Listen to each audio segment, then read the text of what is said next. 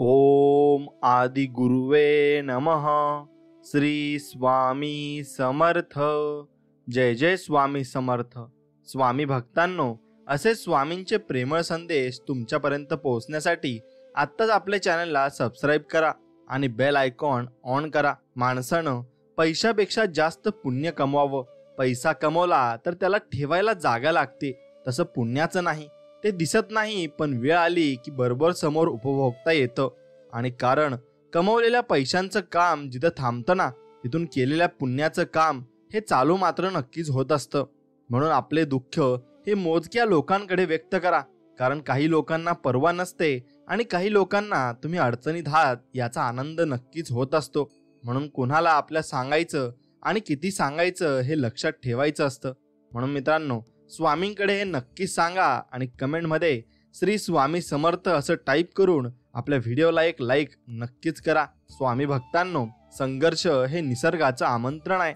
जो स्वीकारतो तोच पुढे जातो। शांतता हे प्रत्येक प्रश्नाला दिलेले सुंदर उत्तर असते आणि संयम हे परिस्थितीला दिलेलं प्रत्युत्तर असते। जीवनात नेहमी हाच प्रयत्न असावा की आपल्यावर विश्वास ठेवणाऱ्यांचा विश्वास कधीच तुटू देऊ नका आणि कधीच मागेही राहू देऊ नका। म्हणजे तुझे चांगले दिवस येणार आहेत आणि तुझी सर्व स्वप्न पूर्ण होणार आहेत। फक्त विश्वास ठेव, असे अभयवचन स्वामी आपल्याला देत आहेत। आणि स्वामी आपल्याला म्हणत आहेत की क्षणाचा नाही भरवसा इथे, कोणी पाहिले जन्म साथ, आहे तो क्षण भरभरून जगा, देऊन एकमेकांची साथ। म्हणून प्रत्येक स्वामी भक्ताने हे सर्वांसोबत अगदी प्रेमाने आणि मायेने राहिले पाहिजे। स्वामी म्हणतात, तुम्हाला मदत करणाऱ्यांना कधीही विसरू नका, तुमच्यावर प्रेम करणाऱ्यांचा कधीही तिरस्कार करू नका आणि तुमच्यावर विश्वास ठेवणाऱ्यांना कधीही फसवू मात्र नका। या जगातील माझा सर्वात जवळचा मित्र जो मला नेहमी सांगतो की भिवू नकोस, मी तुझ्या पाठीशी आहे। म्हणून स्वामी आपले आई वडील, मित्र मैत्रीण सर्व काही आहेत, फक्त आपल्या मनामध्ये आपण ते मानलं पाहिजे। माणूस आनंदाची गोष्ट प्रत्येकाला सांगत असतो, पण तो मनातलं दुःख ज्याला सांगतो ना, ती व्यक्ती खूप स्पेशल असते आणि त्याच्या आयुष्यात ती व्यक्ती सर्व संकटात त्याच्या सोबत मात्र नक्कीच उभी असते। गुरु आणि रस्ते या दोघात एकच साम्य मात्र आहे।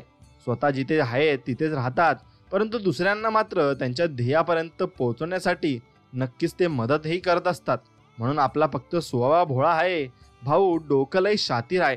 आपलं कोण आपलं आहे आणि कोण आपलेपणाच्या नावाखाली शाळा करतंय हे सगळं कळत असतं आणि न कळत आपण त्याच्याकडे दुर्लक्ष करीत असतो। पण आपण या कलियुगात राहत आहोत, पण जशाला तसं उत्तर आपल्याला नक्कीच द्यावं लागेल आणि फक्त स्वामींच्या भक्तीत आपल्याला राहावं लागेल। आणि स्वामी भक्तीत राहा, नक्कीच त्यांच्या कर्माची फळं त्यांना मिळतील आणि तुमच्या कर्माची चांगली फळं ही तुम्हाला देखील नक्कीच मिळतील। म्हणून स्वतःचे डोळे पुसण्या इतके तरी धीट व्हा, कारण जीवनामध्ये हसवणारे तर कोणीच नसते, पण रडवणारे नेहमीच भेटत असतात आणि ते चारी बाजूला असतात। म्हणून दशा झालेल्या जीवनाला दिशा दाखवणारा गुरु म्हणजे आपले स्वामी समर्थ महाराज आहेत आणि ते आपल्याला कायम अशी चांगली दिशा ही दाखवत असतात आणि आपल्याला चांगल्या मार्गाला ते नक्कीच आणत असतात। म्हणून संकटाचा काळ प्रत्येकाचा ठरलेला असतो, पण तो कायम मुक्कामाला राहत नसतो। म्हणून मानवाने जीवनात येणारे प्रत्येक क्षण हे आनंदाने घालवायचे असतात आणि जीवनामध्ये नातं ते चांगलं असतं ज्याची सुरुवात मनापासून होते, गरजेपासून नाही। म्हणून आपण मनापासून कोणावरही प्रेम केलं पाहिजे, गरजेसाठी केलं तर ते प्रेम अगदीच नसतं। म्हणून जिथे श्रद्धा आहे तिथे भक्ती आहे आणि जिथे भक्ती आहे तिथे माझ्या स्वामी माऊलींचा वास हा नक्कीच असतो। आणि स्वामी प्रत्येक ठिकाणी वास करतात आणि त्यांच्या भक्तांच्या पाठीमागेही ते नक्कीच राहत असतात। उमेद ही मनाच्या उंबरठ्यावरील अशी आशा आहे की जी नेहमी आपल्याला दिलासा देऊन हळूच सांगते, सगळं चांगलं होईल बाळा, नको टेन्शन घेऊ आणि तुझ्या जीवनात मी आहे ना। नक्कीच आपण स्वामींचं नामस्मरण करा आणि फक्त विश्वास ठेवा। जीवनात यशस्वी व्हायचे असेल ना, तर पहिल्यांदा संकटाशी मैत्री आणि भीतीला सामोरे जायला शिका। जीवनाचे एक तत्व आहे, जो तुम्हाला भीती दाखवतो ना, त्याच्यासमोर उभे तुम्ही राहिले पाहिजे, तर तुम्हाला जीवनाचा सर्व अर्थ नक्कीच कळून जाईल। म्हणून संकटाला कधी घाबरायचं नाही, कारण दिवस हे बदलत असतात आणि एक ना एक दिवस आपला नक्कीच येत असतो। म्हणून कुणी ओंजळभर प्रेम दिलं की आपण दोन्ही हात पसारून द्यायचं असतं। सुख म्हणजे तेच असतं आणि त्याच्यामध्येच खरं सुख आहे। नाती जपायला शिका, कारण नातेवाईकांपैकी एक नातेवाईक विचाराने खराब असेल तर तो इतर सर्व खराब करून टाकतो आणि सर्व अनुभव आपले वाईटही आहेत आणि त्या बाबतीने आपण नातेवाईकांसोबत बोलतही नाही. पण आपण प्रेमाने राहिले पाहिजे आणि प्रेमाने वागले पाहिजे. सर्वच लोक आपल्याशी प्रेमाने राहतात आणि जर नसतील राहत तर मग आपण आपल्या मनामध्ये अगदी चांगल्या भावनेने स्वामींची भक्ती करायची आणि स्वामींना सगळं काही मानून आपण फक्त स्वामींशी बोलायचं आहे. म्हणून आयुष्य खूप लहान आहे. प्रेमाने गोड बोलत राहा. धन दौलत कोण कोणाला देत नसतं, फक्त माणुसकी जपत राहा. आणि 4 लोकांनी काय साथ सोडली, लोकांना वाटलं संपलोय मी, पण माझ्या पाठीशी माझे स्वामी आहेत एवढं लक्षात ठेवा. आणि आपल्या सर्वांच्या पाठीमागे ते आहेत. म्हणून तुम्हाला कोणती वाईट सवय लावून घेऊ नका आणि नेहमी चांगल्या सवयीमध्ये तुम्ही राहा. वाईट सवयी या वेळेवर बदलल्या पाहिजेत, नाहीतर त्या वेळ आपली बदलत असतात. म्हणून श्रीमंतांकडे बघून त्यांच्यासारखे जगण्याचा प्रयत्न करण्यापेक्षा गरिबाकडे बघून जगलं की आयुष्याबद्दल कसल्याच तक्रारी आपल्याकडे उरत नाहीत. म्हणून कर्ज घ्या पण उपकार नका घेऊ, कारण कर्ज फेडता येतं पण उपकाराची भाषा आयुष्यभर ही ऐकावी लागत असते आणि ते टोमणे आपल्याला आपल्या कानावरही पडत असतात. म्हणून नात्यांचा अर्थ समजण्यासाठी हे नेहमी आपल्या माणसांच्या सहवासात आपल्याला राहावं लागतं आणि तो सहवास ज्याला लाभतो तो व्यक्ती अगदीच नशिबाने आणि चांगला असतो. सकाळची सुरुवात 2 गोष्टींनी करावी. पहिली म्हणजे कालचे वाईट प्रसंग विसरून आणि दुसरी म्हणजे आज काहीतरी नवीन चांगले करावे हे मनात ठेवून करायला हवी. म्हणून सवय आणि स्वभाव याला औषध नाही. म्हणून तुम्ही सवय आणि स्वभाव हा चांगला ठेवायचा आहे आणि तो चांगला ठेवला की जीवनामध्ये तुम्हाला कोणतीही अडचण जास्त करून येणार नाही. धोका हा मंदिरातल्या प्रसादासारखा असतो. थोडा का होईना आपण प्रत्येकाच्या वाटेला तो येतच असतो आणि प्रत्येक व्यक्ती प्रत्येकाला धोका हा देतच असतो. म्हणून स्वतःला पटेल तसं योग्य वागावं. दुसऱ्यांसारखं वागून स्वतःचं अस्तित्व गमावू नये, कारण चमकणारी प्रत्येक गोष्ट ही हिरा मात्र नसते. आणि येतील हो आमचे पण चांगले दिवस, कारण आम्ही कष्टावर विश्वास ठेवलाय आणि स्वामींवर विश्वास ठेवलाय. म्हणून देवाला केलेला नमस्कार पण देव कधी उधार ठेवत नाही, तो देखील देव परत करत असतो. म्हणून त्याची वाट पहा. स्वामी सांगतात, जगणं खूप सुंदर आहे, सतत सतत रुसू नका. एक फूल उमललं नाही ना म्हणून रोपाला कधी तोडू नका. त्या रोपाला जपून ठेवा आणि त्याप्रमाणे ते मोठं झाल्यावर फळ नक्कीच आपल्याला देणार आहे. म्हणून आयुष्यात परिस्थितीला लागलेली नजर कष्टाने काढावी लागते आणि कष्ट हे प्रत्येकालाच करावे लागत असतात. म्हणून प्रसंग कोणताही असो, सुखाचा असो किंवा दुःखाचा, कोणत्याही प्रसंगी स्वामींना स्वामींच्या सेवेला अजिबात सोडू नका. भलेही सेवा केल्याने तुमचे लगेच चांगले होणार नाही, पण मात्र हे खरं आहे की किमान तुमचे वाईट सुद्धा कधी स्वामी महाराज होऊ देणार नाहीत. आणि हसता हसता सामोरे जा आयुष्याला, तरच घडू शकाल भविष्याला. कधीच निघून जाईल आयुष्य कळणार नाही. आताचा हसरा क्षण परत कधी तुम्हाला मिळणार देखील नाही. म्हणून अस्तित्व मागून मिळत नसतं, कष्टाने घाम गाळून तयार करावं लागत असतं आणि ते अस्तित्व तयार करायला भरपूर वर्ष देखील जात असतात. पण तुम्ही दटून राहायचं आहे आणि मागे हटायचं नाहीये. म्हणून स्वामींना म्हणायचं, तुमच्या चरणी ठेवून माता धरावे तुझे पाय, आयुष्याचे सार्थक करेल माझी स्वामी माय, माझी स्वामी माय. आणि खरंच आयुष्याचं सार्थक करतील आपले स्वामी. फक्त आपण त्यांचं नामस्मरण करा आणि विश्वास ठेवा, बस एवढंच करायचंय. स्वामींनी सांगितले, तू इमानदार राहा, बाकीचे सर्व काही तुझ्या आयुष्यात चांगले क्षण मी स्वतः निर्माण करणार आहे. म्हणून श्री स्वामी समर्थ म्हणजे कोण? स्मरण करता समोर उभे राहतात ते स्वामी. जे संकट तुमच्यापर्यंत पोहोचण्याच्या अगोदर जे आपल्या मदतीला धावतात ते स्वामी. आणि जे आपल्या भक्तांचे अनंत अपराध आपल्या झुळीत घेतात ते स्वामी. आणि जे सुख दुःखाच्या पलीकडे आहेत ते आपले स्वामी समर्थ आहेत. आणि स्वामी सांगतात, ज्या जिभेवर सतत पैशांची व प्रॉपर्टीची भाषा असते ना, त्या व्यक्तीकडून आपण माणुसकीचं दर्शन हे कधीच घेऊ शकत नाही, कारण त्याच्यामध्ये गर्व आणि अहंकार हा भरपूर भरलेला असतो. म्हणून घर जळत असलं तर बघत बसणार आणि राग झाल्यावर रडत बसणार, ही असते आपली नक्कीच माणुसकीची भाषा. आणि त्या कलियुगामध्ये ही अशीच माणुसकी राहिलेली आहे. जर तुमचा विश्वास असेल की स्वामी अस्तित्वात आहे तर ते तुम्हाला सगळीकडे जाणवतील आणि सगळीकडे दिसतीलही. म्हणून आयुष्य बदलण्यासाठी वेळ सर्वांना मिळते, पण वेळ बदलण्यासाठी आयुष्य पुन्हा कधीच कोणाला मिळत नाही. म्हणून आपल्याला जे भेटले ते भेटत आहे वा भेटणार आहे तो स्वामींचा प्रसाद आहे, या अर्थाने घ्यावा आणि त्या अर्थाने आपण जीवनाची नौका पुढे सरकावी. आमची वाईट वेळ नव्हती, आम्हाला माणसाचं वाईट भेटली होती आणि त्या वाईट माणसांमुळे आम्ही त्यातून निघू शकत नव्हतो. म्हणून ती माणसं चांगली भेटण्यासाठी आम्ही प्रयत्न केले आणि नक्कीच माणसं चांगली भेटली आणि स्वामींचा आशीर्वादही त्यात आम्हाला लाभलेला आहे. म्हणून तुझ्या अगोदरही कोणी नव्हते, तुझ्या नंतरही कुणी नसेल. जोपर्यंत श्वासात श्वास आहे तोपर्यंत माझी श्रद्धा भक्ती फक्त श्री स्वामी समर्थ तुमच्या चरणी असेल. आणि नक्कीच तुमची भक्ती आणि एकदम त्यामध्ये एवढा आनंद मिळतो की ते सांगू नका. आणि स्वामींच्या भक्तीमध्ये जो आनंद आहे तो कशामध्येही नाही. म्हणून तुमचा जीव तिथेच गुंतवा जिथे तुमच्या जीवाला जीव देणाऱ्या हृदयाची जीवलग माणसं असतील. आणि नक्कीच तुम्हाला कोणती माणसं सापडणार नाहीत, तर तुम्ही फक्त स्वामींना जीव लावा आणि स्वामींची भक्ती करा, बस. बाकी काही नाही. स्वामी नामाशिवाय या जगात अन्य कोणालाही व कोणतीच गोष्ट ही नाही. आणि फक्त स्वामींचं नाम आहे आणि ते आपण घेत राहा. स्वामी सांगतात, वाईट व्यक्ती अनुभव देते तर चांगली व्यक्ती ही साथ देत असते. आणि संकट काळात ती आपल्या बरोबर देखील असते. म्हणून नशिबात असेल ते तर सगळ्यांनाच मिळते, पण नशिबात नसते ते फक्त श्री स्वामी समर्थांच्या दरबारात मिळत असते. आणि तेही आपल्याला लाभत असते ज्याचा आपण विचार देखील केला नव्हता. आणि त्या गोष्टी आपल्या आयुष्यात येत असतात.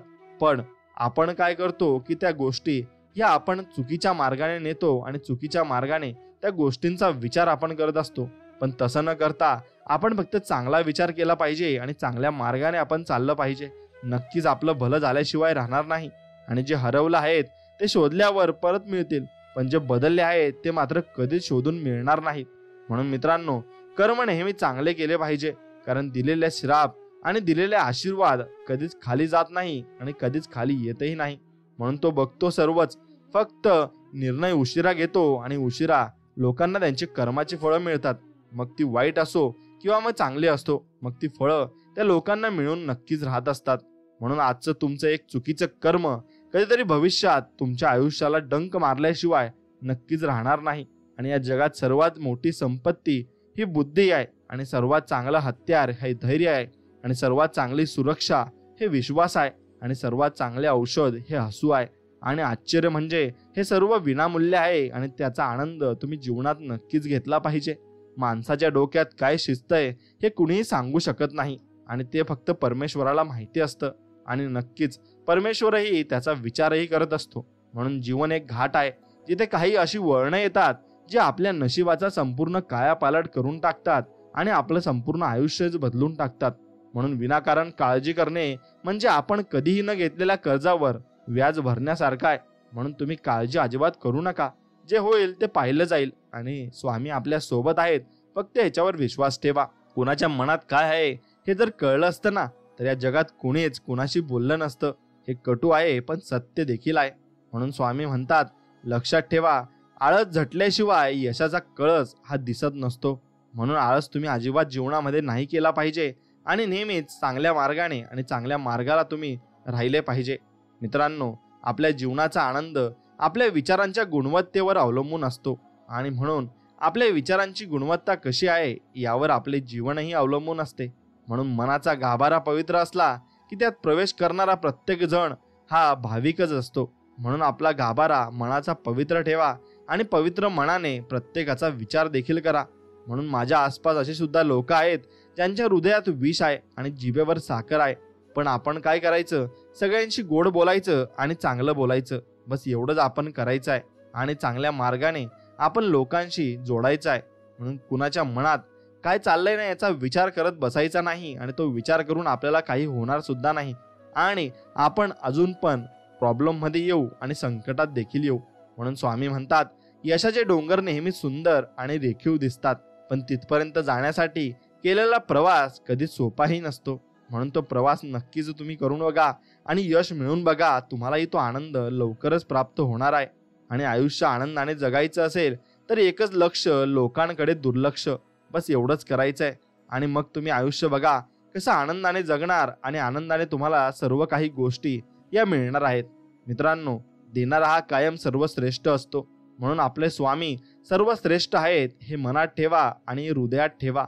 म्हणून तुम्हाला स्वतःला कळत नाही ना इतके तुमच्या मनात काय चाललं आहे ना, हे स्वामींना कळते. म्हणून नामस्मरण करताना तुम्ही स्वामींना पाहत नसाल, पण ते तुम्हाला नक्कीच पाहतात, कारण ते तुमच्या हृदयात आहेत आणि तुम्ही नाम घेता म्हणून ते तुमच्या मागे पुढे चालतात.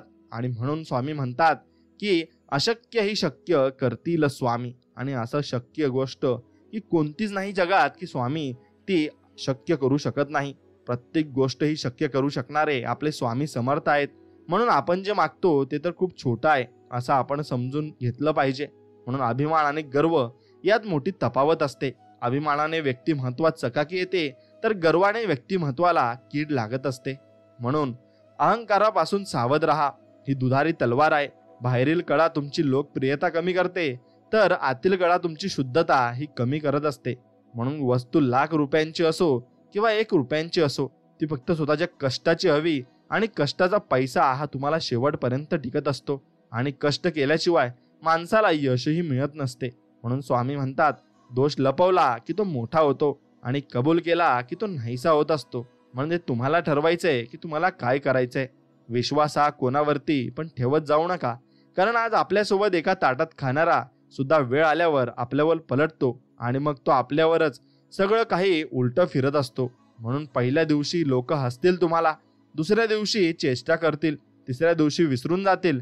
त्यामुळे लोकांचा विचार करू नका. तुम्हाला जे करायचंय ना तेच करा आणि त्या मार्गाने चला. सूर्य बोलत नाही, त्याचा प्रकाशच त्याचा परिचय देतो. त्याचप्रमाणे तुम्ही तुमच्याबद्दल काहीच बोलू नका. उत्तम कर्म करत राहा. लोकच तुमचा परिचय या जीवनात नक्कीच देतील. आणि साथ देण्याची हिंमत नसेल तर सोबत राहण्याची गंमत तुम्ही अजिबात करू नका आणि कुणाला तसा वादाही करू नका. म्हणून निश्चिंत राहा. बाकी मी पाहीन, पुढे चाल, मागे मी राहीन, असं वचन स्वामी आपल्याला देत आहेत. आणि म्हणत आहेत की कुठेही जा तेथे मी दर्शन देईल. एवढेच नाही तर तुझ्यासाठी अशक्यही शक्य करील. फक्त स्वामी समर्थांच्या नामात आपण राहिलं पाहिजे. स्वामी लीला अपरंपार आहे. फक्त मनापासून श्रद्धा आणि विश्वास आपण ठेवला पाहिजे. म्हणून देव माझा सांगून गेला, पोटापुरतेच कमव, जीवभावाचे मित्र मात्र खूप सारे जमव. आणि असे आपल्याला देव सांगून गेले आहेत. म्हणून माणसांची काळजी घ्या आणि माणसं जपायला शिका. नक्कीच तुम्ही भरपूर काही आयुष्यामध्ये मिळवून जाल. आणि सत्य पचवण्याची कुवत नसली की माणूस खोटी बदनामी करायला ही सुरुवात करत असतो. म्हणून एक गोष्ट कायम लक्षात ठेवायची, आयुष्य गरिबीत गेलं तरी चालेल, पण लाचारीत जाता कामा नये. आणि कुणाजवळ लाचार व्हायला आपण एवढे राहू नये की आपण कष्ट करू नये आणि आपण मागे राहू. म्हणून कष्ट जरूर केले पाहिजे आणि कुणापुढे लाचार झाले नाही पाहिजे. म्हणून स्वामी सांगतात, शोधायचं असेल तर तुमची काळजी करणाऱ्यांना शोधा आणि नक्कीच ते तुम्हाला या आयुष्यात सापडतील आणि त्यांना मी तुमच्यासाठी पाठवून देखील देईल. फक्त तुम्ही शोधायला बाहेर तर पडा, सर्व काही मिळेल. म्हणून नशिबात नाही म्हणून आयुष्यभर दुःखी राहण्यापेक्षा समाधानी कसं राहता येईल हे ज्याला कळलं ना, तो खरं आयुष्य जगायला हा शिकत असतो आणि तोच आयुष्य हे जगतही असतो. म्हणून लोक म्हणतात पहिल्यासारखे दिवस राहिले नाहीत, पण दिवस तेच आहेत, पण लोक ही पहिल्यासारखी राहिली नाहीत. म्हणून आयुष्यात उत्पन्न जास्त नसेल तर खर्चावर आणि माहिती जास्त नसेल तर शब्दावर नियंत्रण हे नक्कीच असायला हवं. त्यामुळे आपला भरपूर वेळ आणि काळ आणि पैसा देखील वाचत असतो. म्हणून कर्म चांगले करत जा. नुसती देवाची पूजा करून काही होत नाही. जब कर्म हो काला तो क्या करेगा ऊपर वाला, अशी म्हण आहे. म्हणून आपण कर्म चांगले केले तर देव वरून बघतच असतो आणि तो देव आपल्या सोबतही असतो. म्हणून वेळ निघून जाते पण शब्द कायम लक्षात राहत असतात. म्हणून मित्रांनो, शब्द हे तुम्ही आयुष्यामध्ये हे जपून वापरायचे असतात. म्हणून कुणालाच कमी समजू नका. ज्याला तुम्ही दगड समजत असाल ना, तो हिरा सुद्धा असू शकतो आणि तो हिरा भरपूर काही चमक सुद्धा तुम्हाला देऊ शकतो. म्हणून मन निर्मळ आणि स्वभाव प्रेमळ ठेवा. फसवणारा जरी कोणीही असला ना, तरी वाचवणारा भगवंत कायम आपल्या पाठीशी राहणार आहे आणि आपल्या पाठीशीच असणार आहे.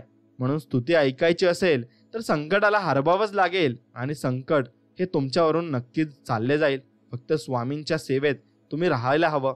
माहीत नाही तुमचं आणि माझं नातं काय, असं स्वामींना कायम म्हणत असतो.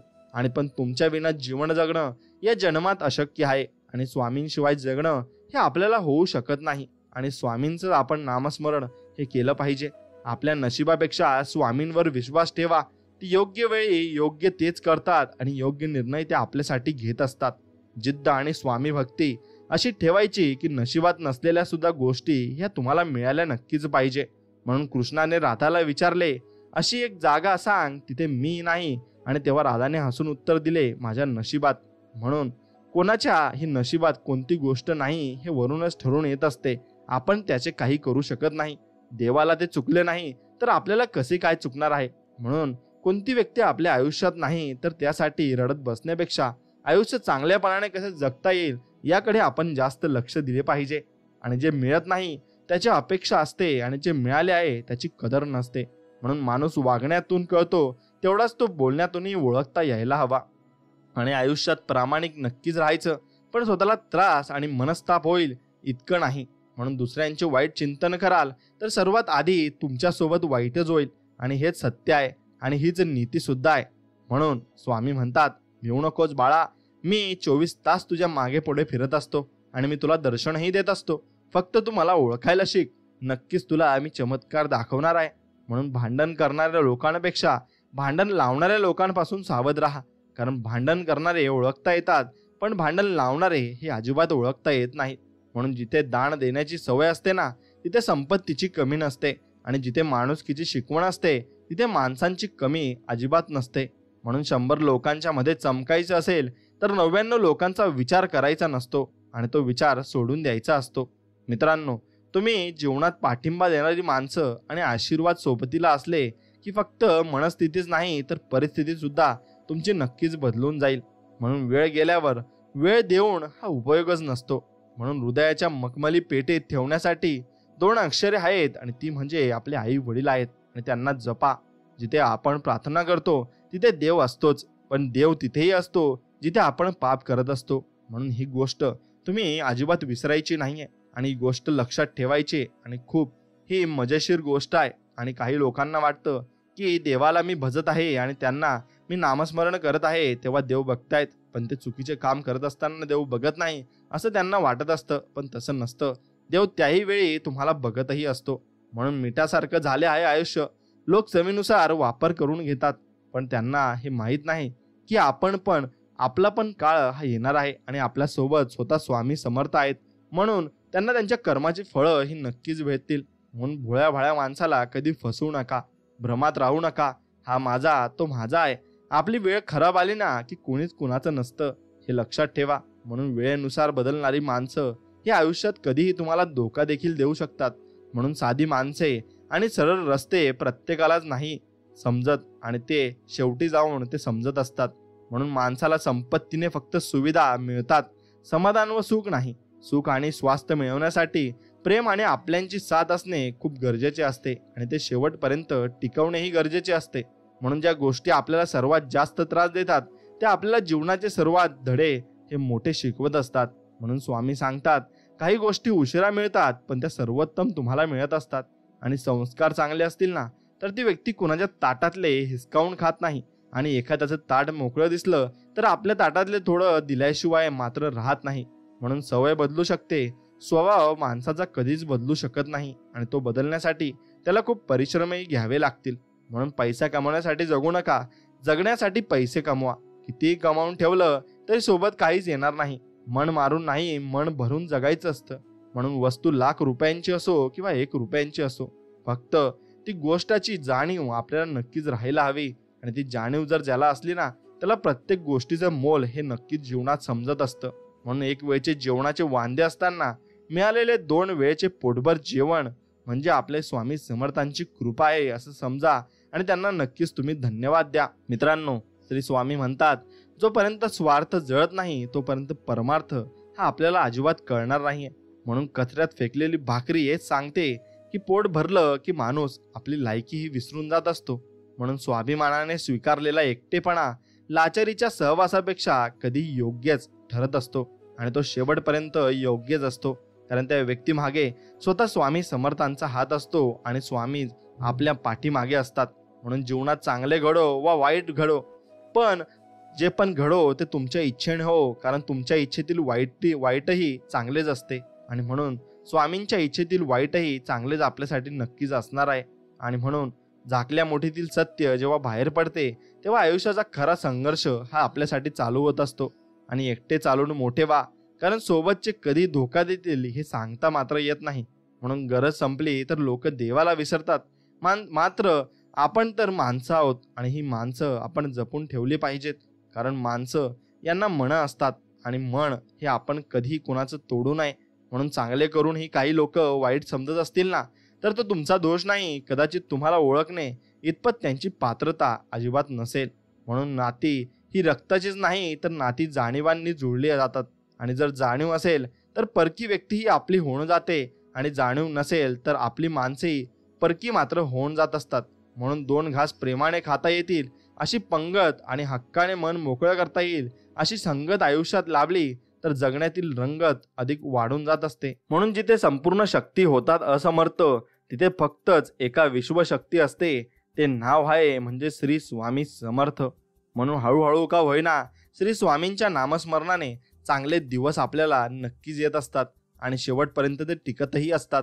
म्हणून चिंता नाही करायची.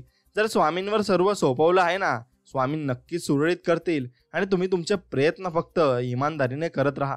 आणि जीवनात अशी माणसं भेटावीत जी चालणाऱ्याला पाडणारी नसावी तर पडलेल्याला उठून चालायला लावणारी नक्कीच असायला हवीत. म्हणून नाम घेता स्वामींचे कर्म फिटती जन्माचे, कर्मच होते गेला जन्माचे, म्हणून ओठी नाव आले श्री स्वामी समर्थांचे. म्हणून आपण काहीतरी चांगले कर्म केलेले असणार, त्यामुळेच आपण स्वामींच्या भक्तीत आलो आहोत आणि स्वामी आपल्याला बोलवत नक्कीच आहेत. म्हणून मी हे केलं, मी ते केलं असं म्हणून लई हवेत आपण जाऊ नका. तुम्ही फक्त निमित्त करणारा परमेश्वर आहे. पाण्याची वाफ होऊन कितीही ढग गेलात तरी पाऊस होऊन जमिनीवर यायचा आहे आणि हे फक्त लक्षात ठेवायचं आहे. म्हणून चुका करणे हा जीवनाचा एक भाग आहे, पण चुका मान्य करण्याचे धाडस मात्र फार कमी लोकांमध्ये असते. आणि ती चुका मान्य करून काहीतरी त्यातून शिकून आपण नवीन धडा हा जीवनाचा नक्कीच घेतला पाहिजे. म्हणून स्वामी म्हणतात, आयुष्यात पुन्हा एकदा सुरुवात करायला घाबरू नका, कारण ही सुरुवात शून्यापासून नाही तर अनुभवातून नक्कीच असणार आहे आणि तो अनुभव हा शेवटपर्यंत आपल्या सोबत असणार आहे.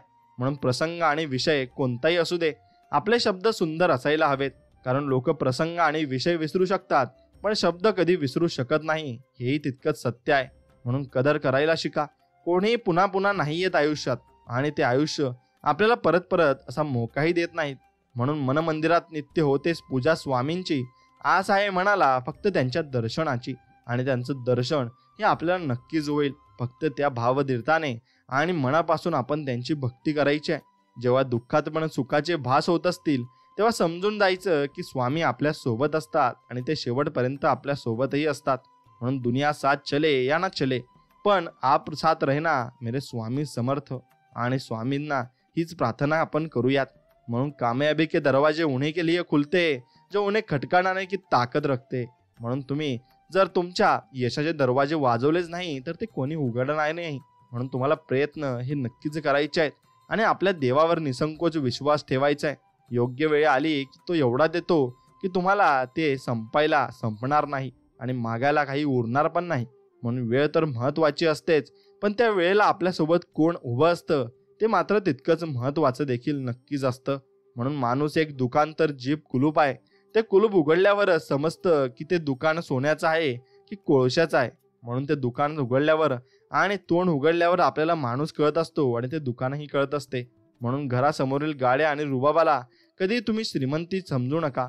घरातला आईचा हसणारा आवाज आला की समजून जा की हे घर श्रीमंताचं नक्कीच आहे.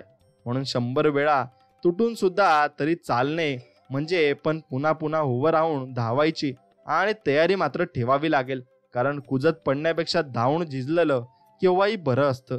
आणि त्यामुळे आपल्याला जीवनाचा अनुभव हा नक्कीच येतही असतो. म्हणून हल्ली चांगल्या कामाला मांजरांपेक्षा ही माणसंच जास्त आडवी येत असतात आणि तीच आपल्याला भरपूर काही अडथळे आणत असतात. म्हणून जे पाहिजे ते मला मिळालंच पाहिजे हा हट्ट चुकीचा आहे. काही नशिबावर तर काही योग्य वेळ आली की सगळं काही आपल्याला मिळत असतं. म्हणून स्वामी सांगतात, मागे काय चुकलं यापेक्षा पुढे काय सुधारता येईल हा विचार महत्वाचा खूप आहे. म्हणून पटणार नाही कोणाला, पण हे कडू सत्य आहे. आपली परिस्थिती पाहून लोक आपल्याशी नक्कीच ते संबंध चांगले ठेवत असतात, किंवा चांगली परिस्थिती असली तर चांगले, नाहीतर वाईट परिस्थिती असली तर मग वाईट. म्हणून भरोसा श्वासांवर सुद्धा नसतो आणि आपण लोकांवर तो ठेवत असतो. म्हणून विचार करा, प्रत्येकावर विश्वास तुम्ही अजिबात ठेवू नका. पैसा कधीही मिळवता येतो, पण निघून गेलेली वेळ आणि निघून गेलेली माणसं ही कधीच परत आपल्याला मिळत नसतात. आणि स्वामी म्हणतात, शब्द हे चावीसारखे असतात, कधी मन मोकळे करतात तर कधी तोंड बंद करत असतात. म्हणून माणसाने वेळेसोबत चालावे, काळाप्रमाणे बदलावे, परंतु आपल्या संस्कारांना शेवटपर्यंत आपल्या सोबतच ठेवावे. आणि मैत्री वेड्यांसोबत करावी, कारण संकट आल्यावर शहाणे माघार घेत असतात आणि शहाणी माणसं अतिशहाणी सुद्धा असू शकतात. म्हणून अंतिम सत्य हेच की माणसांना माणसाचीच गरज आहे. बाकी प्रॉपर्टी, बंगले, पैसा हे सर्व खोटं, कारण हे गेल्यावर पुन्हा मिळवता येतात, पण हातातून निसटलेली माणसं जशीच्या तशी पुन्हा मिळवता येत नाही, हे तितकंच खरं आहे. आणि स्वामी हेच दोन शब्द आयुष्यात तारण्यास समर्थ सुद्धा आहेत. म्हणून त्यांना म्हणतात की श्री स्वामी समर्थ. म्हणून अन्याय सहन करणारा टिकतो, पण करणारा कधीच टिकत नाही. त्याला फेड ही करावीच लागत असते आणि तो अन्याय प्रत्येक गोष्टीवर लागू होत असतो. मग तुम्ही कुठेही समजा आणि कसाही समजा. म्हणून माझं पण चांगलं होईलच, कारण स्वामींना माहिती आहे मी कधी कोणाचं वाईट हे केलं नाहीये.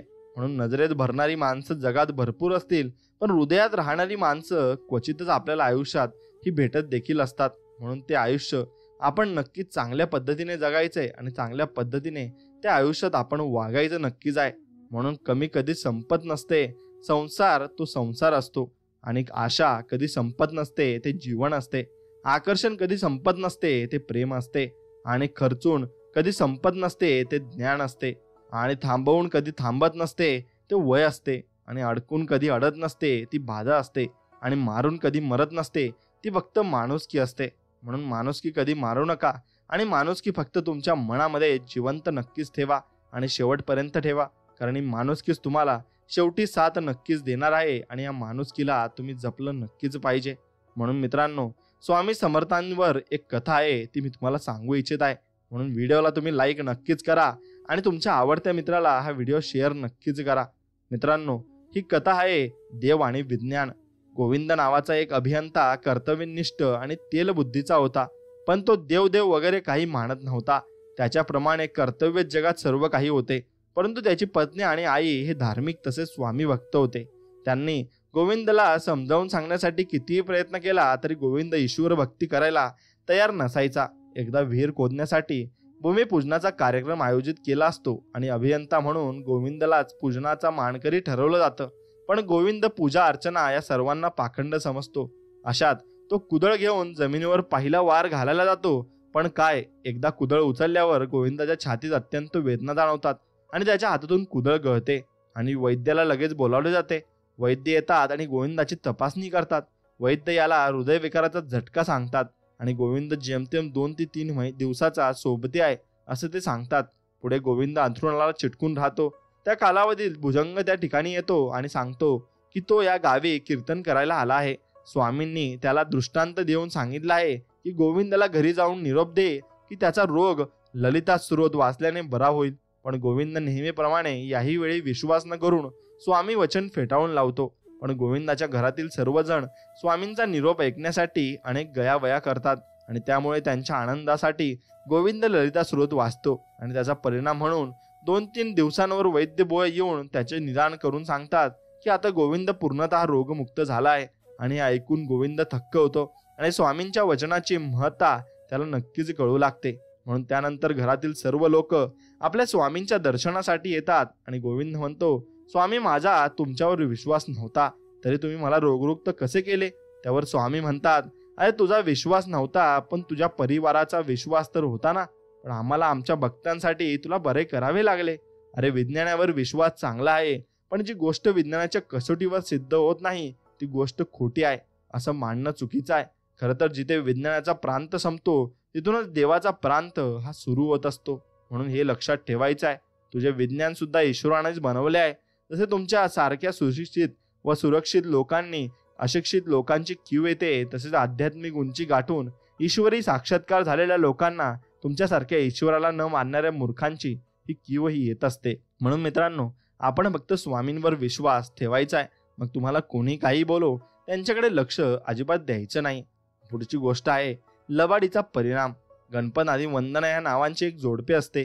त्यांचा उदरनिर्वाह दुधाच्या विक्रीवर चालायचा आणि त्यांच्याकडे सोना, चांदी आणि रुपा या नावाच्या 3 म्हशी होत्या. आणि त्यातली चांदी नावाची म्हैस ही वांज असल्याने वंदनाच्या डोळ्यात ही नेहमी म्हैस कायमची हटकायची. मग एक रात्री चोर येऊन त्यांच्या 3 म्हशी घेऊन जातात. चालून चालून चोर रस्त्यात थकवा आल्यामुळे म्हशींना एका ओसाड जागेत बांधून विसाव्या करत जातात. आणि इकडे गणपत स्वामींकडे येऊन म्हशी चोरल्या गेल्या म्हणून सांगतो. जर म्हशी मिळाल्या तर त्यातील एक म्हैस स्वामींना देऊ असा नवस करतो. स्वामी त्याला जमिनीत म्हशी कुठे आहेत हे दाखवतात आणि त्यानंतर गणपत जाऊन म्हशी घेऊन येतो. पण आता नवस पेळायला जाताना तो वांज म्हशीला स्वामींना द्यायचं ठरवतो. असं केल्याने त्याला वाटतं एका दगडाने 2 शिकार होतील, पण दुसऱ्या चांगल्या म्हशी आपल्याकडेच राहतील. आणि बायकोच्या डोळ्यात खटकणारी म्हैस ही दिल्याने नवस पण फेडला जाईल आणि गणपत स्वामींकडे जाऊन वान म्हैस देऊन येतो. गणपत आपल्या इतर शिल्लक म्हशीचे दूध काढतो, पण काही केल्याने एक थेंब सुद्धा दूध निघत नाही. त्याला कळून चुकते की स्वामींशी केलेल्या लबाडीचा हा परिणाम आहे. तो सप्तनिक स्वामींच्या चरणी शरण येतो आणि स्वामींना भेटून घडलेल्या प्रकाराबद्दल माहिती देतो आणि माफी मागतो. पण स्वामी मात्र पहिले त्याची हजेरी घेतात आणि त्याला प्रबोधन करतात की स्वामी म्हणतात, अशा स्तुवतावर अवलंबून राहू नको आणि शाश्वत केवळ एक हरिनाम आहे आणि दत्त नाम आहे. आपला भार ईश्वरावर सोडून मोकळा हो. ईश्वर काळजी वाहील आणि आपल्या कर्तव्याकडे मात्र दुर्लक्ष अजिबात करू नकोस. म्हणून गणपत आणि वंदना यांच्या म्हशी चोरट्यांनी चोरलेल्या ही कथा म्हणजे मनोरंजन, संघर्ष आणि पौराणिक संदेश याचा नक्कीच संगम आहे. आणि स्वामी समर्थांच्या मार्गदर्शनाने त्यांच्या जीवनात खूप बदल घडून आणले आणि स्वामींच्या प्रेरणादायी शब्दांनी त्यांना सत्याची जाणीव करून दिली आणि त्यांच्या विचारात नक्कीच परिवर्तन घडून आणले. आणि स्वामी महाराजांचे अवतार कार्य आजही सुरू आहे. स्वामींनी अवतार कार्य संपवले नाही. स्वामी महाराज आज देखील भक्तांच्या पाठीशी सतत राहून त्यांना मार्गदर्शन करत कार्यरत करीत आहेत व अनंत काळापर्यंत करत राहतील. आणि आजही श्री स्वामी समर्थ महाराज जो जो भेटेल त्यांचा उद्धार अनेक मार्गातून नक्कीच करत आहेत. आता पुढची गोष्ट आपण ऐकूया. सद्गुरू भक्तांची काळजी कशी घेतात. नारायण नावाचा एक मोठे सरकारी अधिकारी होते. ते मनापासून स्वामींची भक्ती करायचे. त्यांची पत्नी, आई आणि मुलगाही धार्मिक होते, पण त्यांच्या स्वामींवर अजिबात विश्वास नव्हता. त्यांच्या मते स्वामी हे मानव आहेत, ते देव नाहीत. आणि स्वामींचे दर्शन घेऊन परतताना स्वामींना त्यांनी भेट म्हणून आणलेली शाल द्यायची आहे हे नारायणरावांच्या लक्षात येते. आणि गौराबाई, दुसरी सुंदराबाई, ती शाल स्वामींना द्यायची म्हणून घेते, पण स्वामींना काही देत नाही. स्वामी थंडीने थरथर कापत असतात, पण ते गौराबाईंना नारायणने दिलेल्या शालीबद्दल विचारतात. तेव्हा ती स्वामींना शाल आणून देते. आणि इकडे नारायणला सरकारी कामासाठी रात्री गावाबाहेर जायचे असते आणि नारायणची आई आज विक्रांत असल्यामुळे त्यांना जाण्यापासून परावृत्त करते. आणि तथापि स्वामींचे सेवक घाबरत नाहीत असे म्हणत नारायण बाहेर जातात. रस्त्याने जाणाऱ्या 2 जणांनी नारायण यांना अडवले, मारहाण करून बंडल हिसकावले आणि रक्ताने माखलेला नारायण जमिनीवर पडतो आणि स्वामींचा नामजप करत असतो. म्हणून काही अंतरावरून 2 पोलीस जात असतात. एक मुस्लिम व्यक्ती त्यांच्याकडे येऊन पाठीमागे कोणाची तरी दुखापत झाल्याने त्यांना सांगते, पण पोलीस आमच्याकडे वेळ नाही असे सांगत पुढे जातात. आणि काही अंतर गेल्यावर स्वामी त्यांच्याकडे प्रत्यक्ष येतात आणि त्यांना ते सूचना देतात. स्वामींचे तेज आणि रुबाब पाहून पोलीस नाही म्हणू शकले नाही आणि ते जखमी नारायणच्या मदतीसाठी परततात. आणि नारायणला पाहताच पोलीस अधिकारी त्याला ओळखतात आणि घरी घेऊन येतात. आणि मग डॉक्टर त्यांच्यावर उपचार करतात आणि त्यांची प्रगती हळूहळू ही सुधारत असते आणि भरपूर चांगलीही होत असते. म्हणून नारायणची आई नारायणला बडबडते की स्वामी स्वामी करून काय मिळाले. मी किंक्रांतच्या दिवशी जागचे आणि नाही म्हटले तरी गेलास. आणि नारायणाची अजूनही स्वामींवर श्रद्धा असते. म्हणून काही दिवसांनी तोच पोलीस अधिकारी या नारायणाच्या प्रकृतीची विचारपूस करायला येतो आणि नारायण विचारतो की मला दुखापत झाल्याची माहिती तुम्हाला कोणी दिली. पोलीस म्हणतात, आम्हाला एका म्हाताऱ्याने सूचना दिली. नारायणला वाटतं स्वामींनी नक्कीच काहीतरी केलं असेल. तो त्यांच्या मुलाकडून स्वामींचा फोटो मागतो आणि पोलिसांना विचारतो, हेच का ते? पोलीस अधिकारी म्हणतात, हो तेच. नारायण गहीवरून येतो आणि त्यांच्या कुटुंबियांनाही स्वामींची कृपा वाटते. पण स्वामींना हा अपघात का टाळता नाही याचे त्यांना आश्चर्य वाटते. आणि तेवढ्यात स्वामी तिथे प्रकट होतात. स्वामी म्हणतात, अरे तुम्हाला काय वाटलं की आम्ही मनुष्य आहेत म्हणून काही करू शकणार नाही? अरे भगवंताला कोणत्याही रूपात भक्ताची काळजी असते.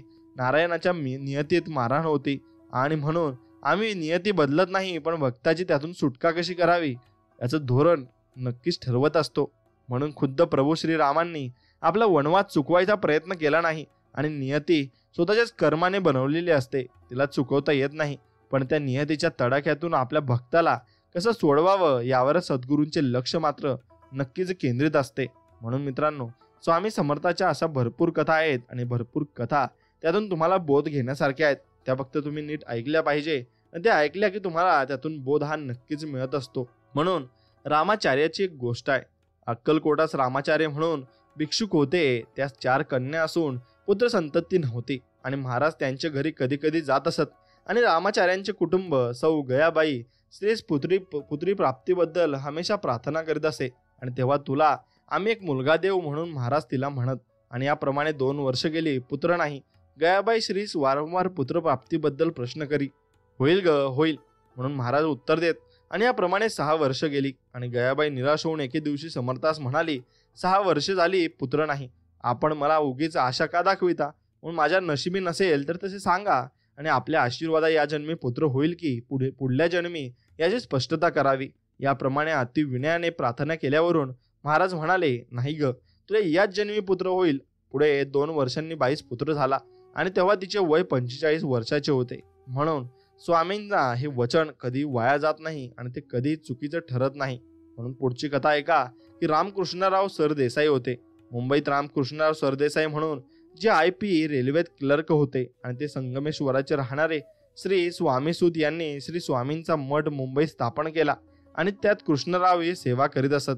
आणि त्यांचे कुटुंब हे जन्माचे क्षयरोगी असून केवळ अच्छी चर्म हे धारण करून असो. आणि ते श्री स्वामीसुतांच्या मुखाने समर्थांची कीर्ती ऐकून त्यांच्याबरोबर कृष्णराव दर्शनास अक्कलकोटात गेले आणि श्रींची अगाध लीला पाहून त्यांची भक्ती समर्थ चरणी बसली. परत आल्यावर काही दिवसांनी आपल्या कुटुंबास घेऊन ते अक्कलकोटात गेले आणि मग त्यांच्या कुटुंबाचे नाव अन्नपूर्णाबाई होते. आणि म्हणून उभयतांची श्रींची सेवा एकनिष्ठेने केली. आणि पुढे एके दिवशी सुंदराबाईकडून महाराजांनी प्रार्थना करविली की या बाई संतती द्यावी. अशी विनंती करता समर्थांनी उत्तर दिले, बोरीचे झाडाची तिने सेवा करावी आणि म्हणजे तिला अग्नीसारखा पुत्र होईल.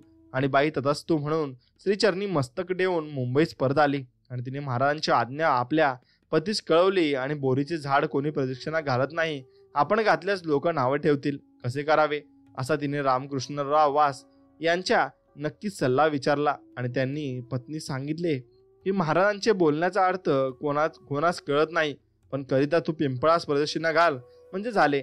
म्हणून पुढे बाळ कुदुंबांचे मठानजीकच्या पिंपळास तिने एक प्रदक्षिणा घातल्या, पण पुत्र प्राप्ती नाही. आणि रामकृष्णरावांनी सांगितले की समर्थांचा आशीर्वाद कालत्रयी खोटा व्हायचा नाही.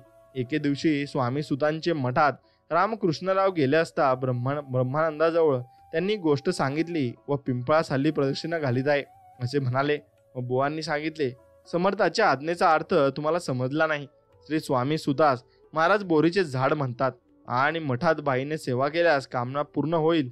आणि पुढे उभयंतांनी मठात सेवा करण्याचा क्रम चालविला आणि तो थोड्याच दिवसात बाई ती गरोदर नक्कीच राहिली आणि 5 महिने झाल्यावर तिला माहेरी कोकणात बाळातपणास पाठविले. परंतु रामकृष्णराव वास मोठे पंचायत पडली की बायको अशक्त असल्या कारणाने श्री समर्थ कुम्याने एकाचे 2 जीव निर्विघ्नपूर्ण कसे होतील आणि तो सुदीन आणि श्री स्वामींची अगाध लीला आहे. आणि असे म्हणून ते स्वस्थ राहिले.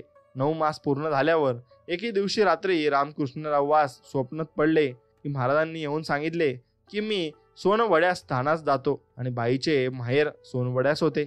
आणि रामकृष्णराव वास वाटले की काहीतरी दुश्चिन्ह आहे आणि आपणास पुत्रमुख तर नाहीच, पण बायको ही दृष्टीत पडते की नाही कोण जाणे. मग दुसरे दिवशी प्रातःकाळी अन्नपूर्णाबाई बाळत होऊन पुत्र झाल्याचे 4 दिवसांनी पत्र आले. आणि असो तो पुत्र क्रांतीने व स्वभावाने अग्नीसारखा झाला. आणि बाईचे वय हे 35 वर्षाचे. आणि त्यात आश्चर्य इतकेच की क्षयरोगी बाईस पुत्र झाला. आणि श्रींनी स्थानास मी जातो असे जे म्हटले ते बाई बाळतपणात झाला आणि म्हणून ते करण्यास महाराज गेले असावेत आणि असे वाटते. आणि त्यांची लीला ते जाणवतात आणि तेच आपल्याला सांगतही असतात. म्हणून मित्रांनो, पुढची गोष्ट आहे महाराणीस पुत्रप्राप्ती. एक वेळी श्री स्वामी समर्थांची स्वारी ही महारवाड्यात बसली असता एका वाण्याची बाई दर्शनास आली. तिने महाराजांची संततीविषयी प्रार्थना केली. तिथे एक मोठे हाड पडले होते. ते घेऊन हा घे मुलगा असं म्हणून हाड बाईच्या पदरात टाकून दिले. आणि बाई लिंगायत वाणी असल्याने आपणास विटाळ होईल म्हणून बाई बाजूस झाली. आणि तितक्यात एक महारीण जवळच बसली होती.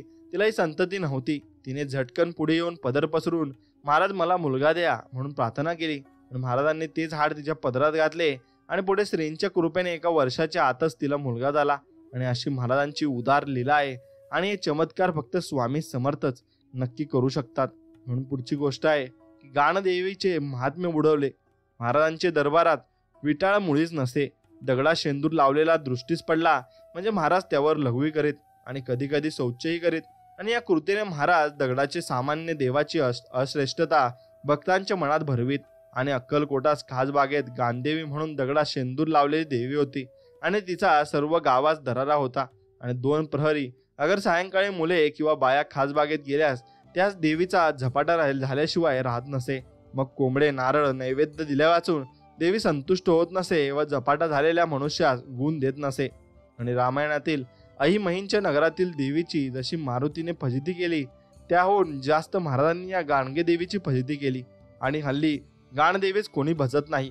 महाराज खासबागेत असले म्हणजे त्यांचा शौच कूप सदर देवीचा दगडच होता. म्हणून मित्रांनो, एक लक्षात घ्या की स्वामी जे करतात ते चांगल्यासाठीच करतात आणि ते कितीही वाईट असो आणि आपल्याला कितीही वाईट विचार येत असो तसे आपण कधी करू नये. पुढची गोष्ट आहे की बाळकृष्ण बुवा तळवळकर यांच्यासोबत काय घटना घडली होती. कलो श्रीपाद वल्लभम या वाक्याप्रमाणे कलियुगात श्री स्वामी समर्थांचे भक्तीचा महिमा वाढणार.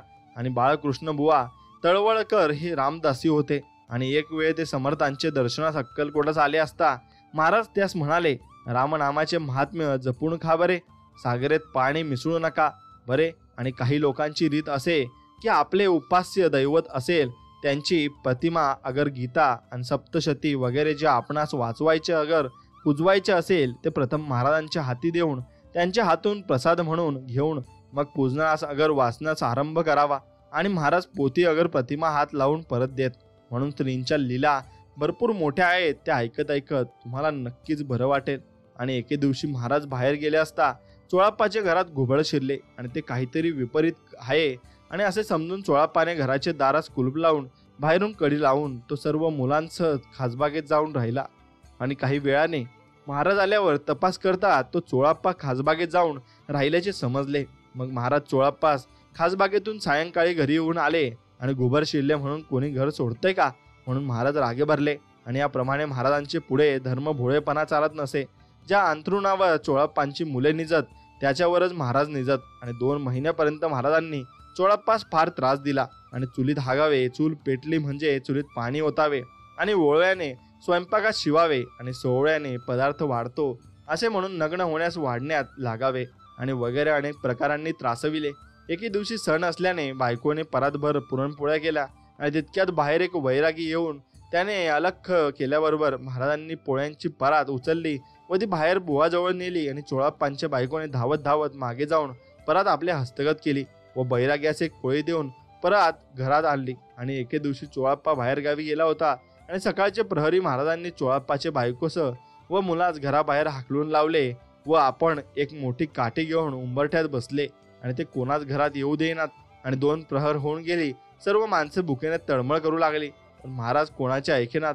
मग चोळाप्पा गावातून परत आला तेव्हा त्याने महाराजांची मुलांप्रमाणे समजूत करून त्यांना दारातून उठवले. मग सर्वांस अन्न मिळाले. अशा लीला स्वामी भरपूर वेळेत करत असत आणि भरपूर वेळेत ते आपल्या दासांना आणि आपल्या जे भक्ती होते आणि भक्ती आणि भरपूर काही गोष्टी करत होते त्या भक्तांना स्वामी अशा प्रकारे लीला दाखवत असत. आणि मित्रांनो, चोळाप्पाच्या बायकोची गोष्ट आहे ती तुम्हाला ऐकवतो. एक वेळ झाले की चोळाप्पांच्या बायकोस 9 महिने भरून प्रसूती समय नजीक आला आणि पोट दुखू लागले म्हणून बाई खोलीत बाजेवर जाऊन निजली. पण महाराजांनी जो हट्ट धरला तो ते खोलीचे दार लावू देईनात.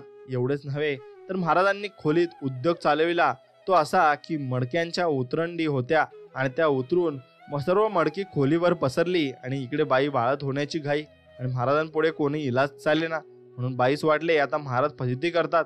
आणि इतक्यात बाई प्रस्तुत होऊन कन्या झाली आणि त्या सरसे महाराजांनी दार लावून ठेवले. एके दिवशी चोळाप्पाच्या बायकोच्या हातास विंचू चावला आणि वेदना सोसावेनात म्हणून ती मोठ्याने ओरडू लागली. आणि महाराज घरातच होते आणि ती चालण्यास आणि घालण्यास सांगितले म्हणून ती रडते असे पाहून महाराजांनी आपला जोडा तिच्याकडे फेकला आणि आत हात घालण्यास सांगितले. आणि बाईने त्याच हात बाहेर घातल्याबरोबर वेदना नाहीशा होऊन हात थंडगार झाला आणि बाईस वाटले आता हात बरा झाला असेल म्हणून अशा समजुतीने हात जोड्याबाहेर काढला व सरशी वेदना या पुन्हा सुरू झाल्या आणि पुन्हा हात जोड्यात घालताच कमी झाल्या. आणि जोडत्यात त्यात ठेवून तो उशाशी घेऊन बाईने स्वस्थ झोप नक्कीच काढली आहे. आणि अशा लीला फक्त आपले स्वामी महाराज देखील नक्कीच करू शकतात. म्हणून हरवलेली नथ सापडली. आता ही गोष्ट आहे जी चोरीची गोष्ट सापडली होती. एके दिवशी चोळाप्पाच्या घरी त्यांची मेहुणी आली होती आणि अंथरुणावर नथ ठेवून ती रात्र निजली. आणि चोळाप्पांचे पुतण्याने ते पाहिले आणि पहाटेच उठून तो बागेत फुले आणण्यास जात असे. आणि जातेवेळी हळूच नथ काढून घेऊन ती त्याने लांबविली. आणि बाई सकाळी जागे होऊन पाहते तो नथ नाही म्हणून बाई घाबरली आणि इकडे तिकडे नथी करता हुडकुड करू लागली. पण नथ मिळाली नाही आणि बाई भिक्षुकाची मोठ्या प्रयत्नाने नवऱ्याने क्षेपणास हे रुपयाचे नथ नुकतीच केली होती. म्हणून अक्कलकोटीसह हे जणांचे पोलीस, वैद्य, ज्योतिषी सर्व महाराज होते आणि महाराजांजवळ जाऊन बाईने रडत रडत नथ चोरीस गेल्याचा मजकूर सांगितला. आणि महाराज त्या बाईस म्हणाले, रडू नको उगी बाईस, तुझी नथ नक्कीच सापडेल. आणि बाई महाराजांजवळ बसली व 1 तास झाला. पुन्हा महाराजांजवळ बाई विनवणी करू लागली, थांब ग, तुझी नथ मिळेल, घाबरतेस कशाला. म्हणून महाराज बाईस म्हणाले आणि पुढे चोरी करणारा मुलगा फुले देवळात ठेवून घरात आला आणि त्यास पाहून महाराज म्हणाले, अरे ती रडते आहे, तिचे नथ दे. पोऱ्या नथ घातल्याने कबूल करीना आणि त्या शिवाय देऊन नक्कीच सकाळी अंथरुणाखालची नेलेली नथ देऊन टाक. महाराज रागावले आणि पाहून मुलाने नथ गुपचूप ही काढून दिली. म्हणून पुढची गोष्ट अशी आहे की चिमणीची गोष्ट आहे.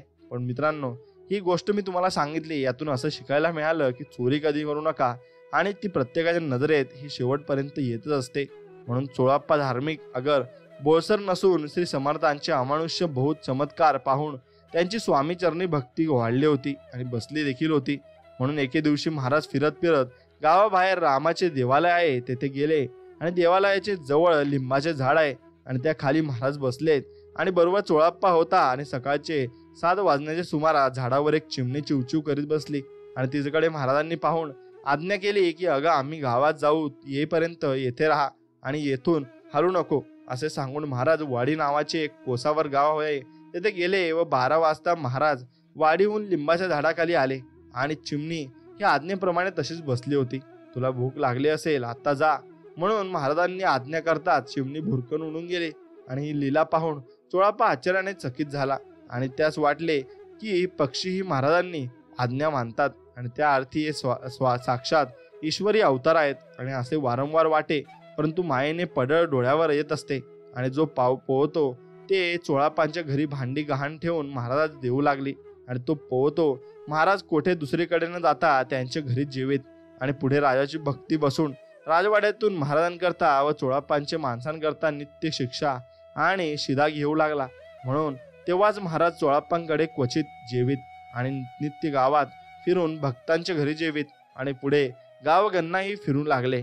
प्रथम 2 महिने महाराजांनी चोळाप्पास अति त्रास देऊन त्यांची नक्कीच कसोटी पाहिली आणि पुढे एके दिवशी महाराज एका कोसावर बसापूर म्हणून गाव आहे तेथे गेले आणि चोळाप्पाही बरोबर होता. म्हणून महाराजांनी रागावून सांगितले की आम्ही संन्यासी, आमच्या मागे तुम्ही लागू नये आणि घरी जाऊन प्रचमंच करावा. असे सांगून महाराज झपाट्याने चालले तो चोळाप्पा त्यांच्या पिच्छा सोडेना आणि महाराजांनी मागे वळून शिव्या दिल्या व जाण्यास सांगितले, पण तो जाईना. आणि त्याने हात जोडून महाराजांची प्रार्थना केली आणि महाराज, मी घरदार सोडीन, बायको पोरं सोडीन, पण सर्व स्त्रियांचा त्याग करीन, पण स्त्रींचे चरण सोडणार नाही.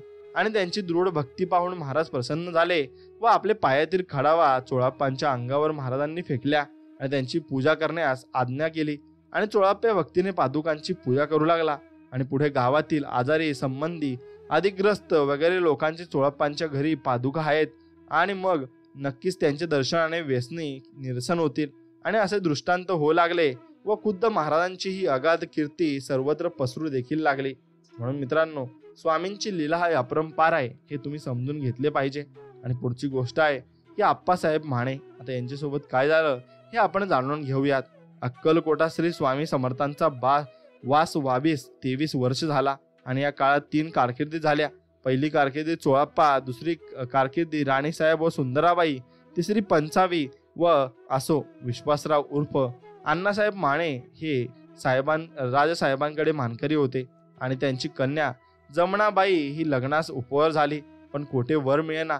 कन्या रूपाने अति अप्रतिम होती, पण आपल्या योग्यतेनुरूप व स्वभावानुरूप पण कोठे मिळतो. म्हणून माने हे यास मोठी चिंता लागली आणि एके दिवशी तरी श्री स्वामी समर्थांकडे जाऊन चरणी मस्तक ठेवून माने यांनी प्रार्थना केली आणि मुले चांगले स्थळ मिळत नाही तर महाराजांनी कृपा करावी. आणि महाराज म्हणाले आणि महाराजांनी जवाब दिला, काळजी का करतोस, आम्ही 3 सांड्या हे संध्या नेमला आहे. आणि माने यास अर्थ कळेना, पण समर्थांवर विश्वास ठेवून त्याने ते स्वास्थ्य नक्कीच राहिले. आणि काही दिवस गेल्यावर असा योगायोग आला की श्रीमंत खंडेराव महाराज गायकवाड यांच्याशी नक्कीच जमनाबाईचा विवाह झाला.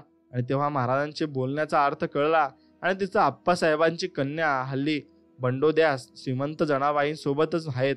आणि पुढे आप्पासाहेब माने हे महाराजांचे पूर्ण भक्त बनले आणि महाराजांची ही त्यांच्यावर पूर्ण ही कृपा होती. म्हणून एक वेळी माने अक्कलकोटास पटवर्धन यांचे गणपतीच्या देवळात राहिलेले असताना प्रारब्ध योगाने त्यास विषमज्वर झाला आणि आपला आप्पासाहेबांचा नित्य समर्थांचे दर्शनात जाण्याचा नियम असे, पण दुःखवण्यामुळे दर्शनात जाता येईना आणि मनात श्री स्वामी समर्थांच्या चरणांचे स्मरण माने करीत होते. आणि भक्त वत्सल महाराज फिरत फिरत एक वेळ गणपतीचे देवळात आले आणि माने अत्यवस्थ असून बेशुद्ध पडले होते आणि महाराजांनी त्यांच्या अंगावरून 3 वेळा पाय फिरवला आणि काही वेळ बसून निघून गेले. दुसऱ्या दिवसापासून आप्पासाहेबांचे दुखण्यास आराम पडून ते बरे नक्कीच झाले. म्हणून स्वामी समर्थांच्या चरणांमध्ये सुद्धा एवढी ताकद होती की ते बेशुद्ध माणसाला किंवा मेलेल्या माणसाला ते जिवंत करीत होते. म्हणून आता पुढची गोष्ट बंडोबा पुराणिकची आहे. बंडोबा पुराणिक म्हणून अक्कलकोटच्या राजाचे अस्तित्व होते आणि त्यांना मालोजी राजे यांचे वडील शहाजी राजे यांनी आपल्या संस्थानाचा अधिकार सातारकर छत्रपती बुवासाहेब यांच्याकडून मिळाल्यास तुम्हास 1000 रुपयांची जमीन इनाम देईल म्हणून कागद लिहून दिला आणि त्याप्रमाणे शहाजी यास संस्थानाचा अधिकार मिळाला. पण पुराणिक बुवास कराराप्रमाणे इनाम जमीन दिले नाही आणि नित्य पुराणाचे वेळेस नक्कीच जमिनीबद्दल पुराणिक बुवांची साहेबांजवळ कुरकुर चाले, पण त्यांचा उपयोग झाला नाही आणि पुढे दैवी योगाने शहाजी निर्वर्तले आणि तेव्हा पुराणिक बुवा अगदी निराश झाले आणि बंडोबांचा श्री समर्था दर्शनास नित्य जाण्याचा नेम असून महाराजांवर त्यांची श्रद्धा होती आणि पुराणिक बुवास महाराज लठ्ठ्या म्हणून हाक मारीत आणि जमिनीबद्दल विचार पुराणिक बुवांचे मनात हमेशा घोळत असे. आणि एके दिवशी राजाने कबूल केलेली जमीन आपणास मिळावी म्हणून महाराजांनी पुराणिक बुवांना प्रार्थना केली आणि महाराज म्हणाले, तुझला आम्ही लिंग दिले आहे ना. पुढे शहाजी राजे वारले आणि त्यांचे दर्शदानात जमीन दान द्यावायची होती. ती जमीन बंडोबा पुराणिक यास देऊन आपले वडिलांचा दस्तक आणि जमीन देण्याबद्दलचा त्यांचा जवळ असलेला काढून घ्यावा आणि म्हणून कारभारी चिंतोपंत आप्पाटोळ यांनी श्रीमंत मालोजीराव यास सल्ला दिला आणि तो राजास पसंत पडून मौजे शिरवळ येथील शेरी जमीन 450 रुपये आकाराची पुराणिक बुवास वंश परंपरेने इनाम देऊन सनद लिहून दिली आणि सदर जमीन ही मी रामेश्वर म्हणून महादेवाचे लिंग आहे आणि देवालय उत्तम असून दोन्ही बाजूस ओढे वाहत आहेत व त्यांचे पाठ चाललेले आहेत आणि देवळाभोवती आंब्याची वगैरे झाडे असून ती जागा फारच रमणीय आहे. असो, तुला आम्ही लिंग दिले आहे. म्हणून पुराणिक बुवा श्रींनी म्हटल्याप्रमाणे रामेश्वराचे लिंग असलेले सुपीक शेत हे जमीन त्यास इनाम मिळाली आणि याप्रमाणे महाराजांचे मुखातून निघालेली वाणी कधी असत्य होत नाही हे परत सिद्ध झाले आणि हेच नक्कीच पुढेही सिद्ध होणार देखील आहे. फक्त तुम्ही स्वामींची भक्ती ही सोडू नका आणि स्वामींच्यावर निस्वार्थ मनाने भक्ती करा. नक्कीच तुम्हालाही स्वामींचा अनुभव येईल आणि स्वामी जे म्हणतात ते होतेच आणि ते होऊनच राहील यावर शंका मात्र नाही. म्हणून आपली ओळख नेहमी वेगळी ठेवा. आपल्या संपत्तीमुळे ओळख ही लोक आपल्याला ओळखत असतील तर मग ती आपली नव्हे तर आपल्या संपत्तीची ओळख झाली. आपल्या माघारी ती संपत्ती पुढच्या पिढीची होईल, मग लोक त्या पिढीला ओळखतील आणि आपल्याला आता कोणी ओळखत नसेल आणि कारा परत्वे ती संपत्ती लोकांच्या ओळखीत असेल, पण त्या संपत्तीचे गतमालक लोक विसरलेले असतील आणि वास्तविक माणसाची खरी ओळख त्यांची माणुसकी नित्याची कर्तबगारी असते. आणि या दोन्ही गोष्टीतील फक्त एकच गोष्ट त्या माणसाकडे असली तरी तो माणूस लोकांच्या मनात कायम राहत नाही. खूप माणुसकीची असून सुद्धा तो गरीब असेल तर मग त्याकडे कोणी लक्ष देत नाही आणि खूप कर्तबगार असून त्याच्याकडे माणुसकी नसेल तरी त्याला कोणी विचारत नाही. म्हणून देवाचा न्याय आणि माणसाचा न्याय वेगळा असतो आणि देव मात्र माणूस त्यांची कर्तबगारीही बघत असतो. मित्रांनो, समोरच्या माणसाची ज्या विषयावर बोलायचे आहे ना तो विषय त्याला माहीत आहे म्हणून त्यानेच प्रथम बोलावे अशी मानसिकता असणं म्हणजे आपल्या मीपणाचे लक्षण आहे. आणि मनात काही न ठेवता मन मोकळेपणाने जो बोलतो तो कमी इथला कमी होत नसतो आणि तो तर मोठ्या मनाचा मात्र नक्की असतो. आणि जो अडकलेला असतो तो खूप हलक्या मनाचा असतो. हलकं मन जड कामे करण्यास असमर्थ असते आणि सर्वांगीण दृष्ट्या सक्षम व्हायचं असेल तर प्रथम मन मोठं असायला हवं. विनम्रता हा माणसाचा अनमोल दागिना आहे. ज्याच्याकडे तो असतो तो लाखोच्या तरी उठून दिसत असतो आणि तोच शेवटपर्यंत उठून दिसत असतो. म्हणून आपल्या भावी पिढीला आरामदायी जीवन प्रदान करणारे त्यांचे आईवडील कर्तृत्ववान म्हणता येतील पण समजदार म्हणता येणार नाहीत. म्हणून सुसंस्कारांनी कष्ट करण्याची भावना नसेल तर कितीही मोठी संपत्ती संपायला वेळ लागत नाही. मात्र परिश्रम करण्याची तयारी आणि बुद्धी असेल तर संपत्ती वाढत जाते आणि स्वकर्तृत्वाबरोबर मुलांनाही कर्तृत्ववान बनविणे म्हणजेच भावी पिढी सुरक्षित बनवणे होय. आणि ही किमया जे आईवडील करू शकतात त्यांची भावी पिढी भाग्यवान समजावी आणि त्यांना सर्व काही प्राप्त झाले आणि स्वामींच्या कृपेने सर्व काही त्यांना लाभले असे आपण समजू शकतो. शेजाऱ्यांचं दुःख बघून आनंद घेणारे आणि शेजाऱ्यांचं सुख बघून जळणारे लोक जेव्हा त्यांचं मत मांडतात तेव्हा ते मत कोणी ऐकून घेण्याच्या लायकीचे असेल का याचा विचार करायला हवा. आणि अशा लोकांची मते राष्ट्रहिताची असतील का आणि स्वतःच्या हिताशिवाय त्यांना दुसरे काही महत्वाचे वाटत असेल का. म्हणून शेजाऱ्यांनी प्रगती बघवत नसलेल्या अशा जनतेला देशाच्या प्रगतीची काळजी वाटेल का. म्हणून फक्त बोलण्यासाठी वापरलेले त्यांचे शब्द काळजातून आले असतील का. म्हणून वसुदैव कुटुंबकम या मानणाऱ्या भारताचे ते सुपुत्र म्हणून शोभतील का. म्हणून मित्रांनो, एक गोष्ट लक्षात घ्या, ज्यांच्याकडे घर गाडी बंगला संपत्तीनी भरपूर कमाई आहे ना, तोच जोडीदार हवा आणि मग त्याच्यावर जीवापाड प्रेम करेल असं काही असेल तर ते त्यांच्यावरच केलेलं प्रेम कसं असेल. म्हणून खऱ्या प्रेमाची कसोटी तेव्हाच होते जेव्हा दोघांचा संसार दोघांनी शून्यातून उभारलेला असतो आणि ते उभारण्यासाठी गरिबी दारिद्र्य कमतरता लाचारी अपमान अशा अनेक गोष्टींचा स्वतः अनुभव घेतलेला असतो. तरी एकमेकांची साथ कायम टिकवलेली असते. पोटातील पाणी हलणार नाही अशा रोडवरून प्रवास करणे आणि दिशाहीन खडबडीत रस्त्यावरून प्रवास करण्यात जो फरक असतो ना, तोच फरक रेडीमेड आणि स्वनिर्मित संसारात असतो. आणि मात्र स्वनिर्मित संसार करताना मिळालेला अनुभव जो आनंद देतो तो रेडीमेड संसारात नक्कीच कधी मिळणारा नसतो आणि तो मिळणार देखील नाही. म्हणून त्याचा आनंद घेत चला आणि जीवन हे अति प्रेमाने वागत चला. चला तर व्हिडिओ आवडला असेल तर नक्कीच व्हिडिओला लाईक करा आणि कमेंटमध्ये श्री स्वामी समर्थ लिहा आणि तुम्ही तुमच्या मित्राला हा व्हिडिओ नक्की शेअर करा. चला तर मग भेटूया पुढच्या एक नवीन व्हिडिओमध्ये. तोपर्यंत श्री स्वामी समर्थ. जय जय स्वामी समर्थ. जय श्रीराम. धन्यवाद.